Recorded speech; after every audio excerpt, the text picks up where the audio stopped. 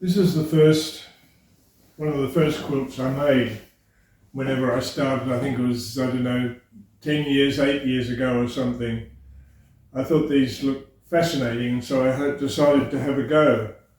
This has square inch squares, snowballs, and I didn't realise I'd done half rectangle triangles. I've kept away from them ever since. And I've used the half stars for the border. So it's quite a mixture of stuff. It's a way of learning things, really, to just keep on doing different things. That's why I like doing sampler quilts, because it gives you a chance to do a lot of different blocks or units, rather. And it's good practice. I'm really pleased with this one. I should get it made up one day. I hang it on my rack, on my hanging bar. But I can't reach it anymore because I'm not allowed to climb ladders. That's out. I've been told that there's a special hospital wing for old men who fall off ladders, and I can well believe it's true. I've fallen off twice. So no more ladders, no more rack, which is a pity. Right, let's get this underway. We'll have a downloadable PDF with all the measurements on it. And we start with one of each pieces, the light and the dark. We mark them in opposite directions like this, and then stitch them on that line, right on the line, and trim them. Leaving a 1/4 inch seam allowance.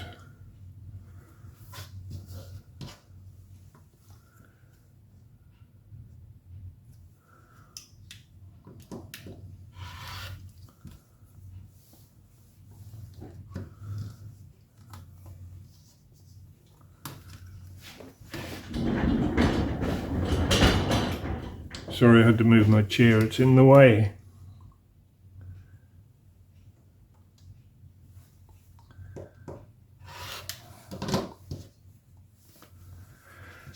And then press it.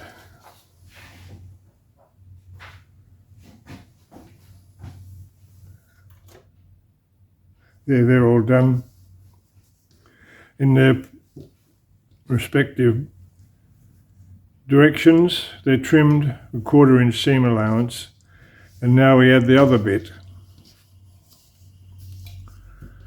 on the long side.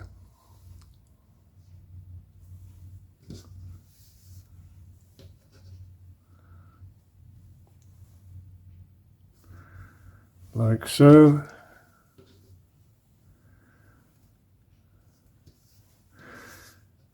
And these go the other way.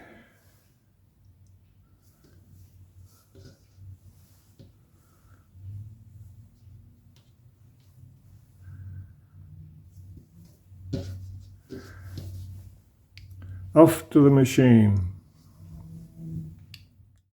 There, that's done. Now we press this open.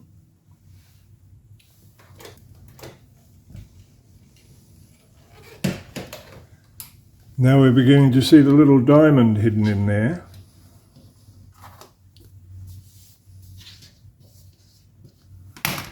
Now we cut it from there to there. That's the 45-degree line there. You can see that that runs parallel to that. So you know you're pretty well right.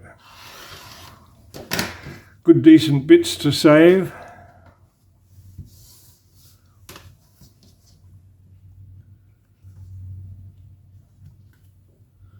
There's the 45 level there.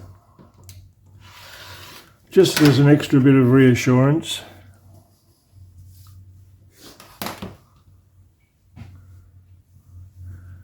We sew these together, but being very, very careful because everything is on the bias. I don't nest those, they're fine just as they are. So I'll go and do this now.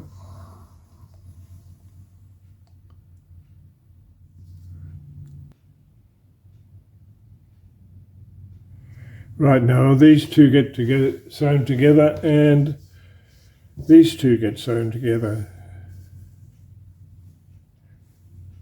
Right, the last bit, we sew these together. Bit of noise outside. If it sounds like someone's mowing or weed whacking or whatever. Anyway, that's it. If you go a little bit wrong on a point like there, it's best to just leave it rather than interfering with the bias. It's never going to show. So that's it. Nice little swirl. I like doing that little swirl at the back. That's why you go to the one colour each time. And that's the smaller one. It's exactly the same routine as the big one. This is the last one to do. This is the small one. So I'll do that. There's no reason to run through it again.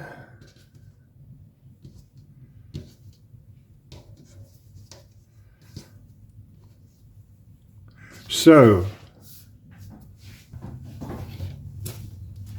this was my original with its half rectangle triangles that I don't particularly like in the border, and half stars, which also I think make a good border. I must show you sometime the cutter that I use to cut all these all these strips. It's very good. I haven't seen it anywhere else. I don't know where I bought it, but it's excellent for the job.